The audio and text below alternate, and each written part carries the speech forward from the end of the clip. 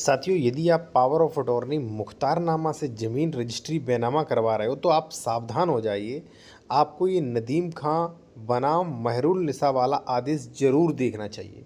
बात करेंगे इस आदेश में क्या कहा है और कब आप पावर ऑफ अटॉर्नी मुख्तारनामा से रजिस्ट्री बैनामा करवा रहे हो, वो कब कैंसिल माना जाएगा, बिल्कुल शून्य। उससे पहले आप एक चीज़ जान लीजिए साथियों।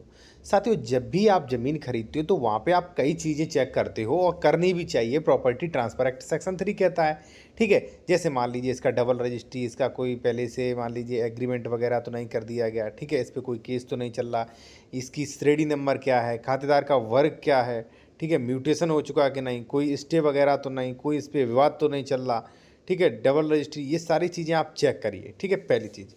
इसके बाद यदि वो रजिस्ट्री करता, आपने देखा, आपने पूछा भाई मुझे रजिस्ट्री कौन करेगा, और उस व्यक्ति का स्वामित्व चेक करिए और उस व्यक्ति को कहाँ से राइट मिला ये भी आप चेक करिए, क्योंकि तभी आप ज़मीन सुरक्षित होगी, ठीक है, कोई विवाद नहीं होगा, ठीक।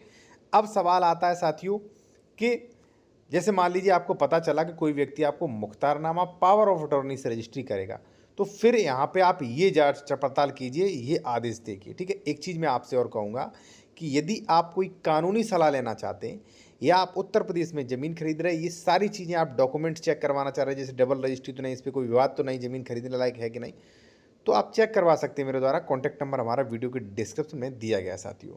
ये आदेश जो दिया गया है, ये आदेश दिया गया है नदीम खां बनाम महरुल निसा। जब आप मुख्तारनामा से, पावर ऑफ अटॉर्नी से बैनामा करवा रहे, रजिस्ट्री करवाना चाह रहे हैं, तो सबसे पहले आप ये देखिए मुख्तारनामा रजिस्ट्रीकृत है कि नहीं, पहली चीज़। दूसरा चीज़, ये आदेश को ध्यान में रखिए, क्या कह रहा है ये आदेश।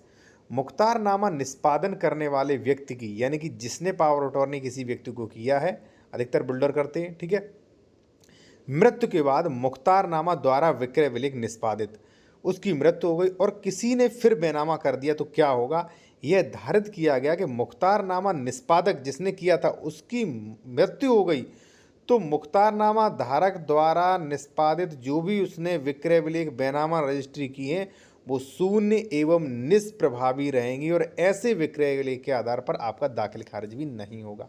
तो पहले तो जो मैंने आपको चीज़ें बताई थी वो चीज़ें सारी आप चेक करिए, ज़मीन तब खरीदिए, ठीक है। मेरे द्वारा करवा सकते हैं, कॉन्टैक्ट नंबर वीडियो को डिस्क्रिप्शन दिया गया है। उसके अलावा आप ये चेक करिए, अगर मुख्तारनामा पावर ऑफ अटॉर्नी से कोई व्यक्ति आपको रजिस्ट्री कर रहा है तो कोई ये पावर ऑफ अटॉर्नी रजिस्टर्ड है कि नहीं, पहली चीज़। दूसरा कि अगर ए व्यक्ति आपको पावर ऑफ अटॉर्नी से रजिस्ट्री करेगा तो ये पावर ऑफ अटॉर्नी इसे किसने दिया है, मान लीजिए बी व्यक्ति ने दिया है, तो बी व्यक्ति जीवित है कि नहीं ये भी पता करिए आप, ठीक है ना। और बी व्यक्ति को कहाँ से राइट्स मिला ये भी पता करिए आप, तभी आप ज़मीन फ्रॉड से बच सकते हैं। हाँ, बाकी आपको मान लीजिए पैसा आपके पास बहुत है तो आप कोई भी मान लीजिए चेक करवाने की कुछ भी जरूरत नहीं, फिर तो आप कैसी भी खरीदिए, कैंसिल हो जाएगी, आपको कुछ फ़र्क नहीं पड़ेगा, ठीक है। तो ये चीज़ें, और ये आदेश अगर आप लेना चाहते हैं साथियों तो आप मेरे द्वारा ये आदेश भी ले सकते हैं। बस इसका स्क्रीनशॉट लीजिए और कॉन्टैक्ट नंबर हमारा वीडियो के डिस्क्रिप्शन दिया गया, आप कॉल बुक करा के बात कर सकते हैं, इस आदेश को भी ले सकते हैं। धन्यवाद।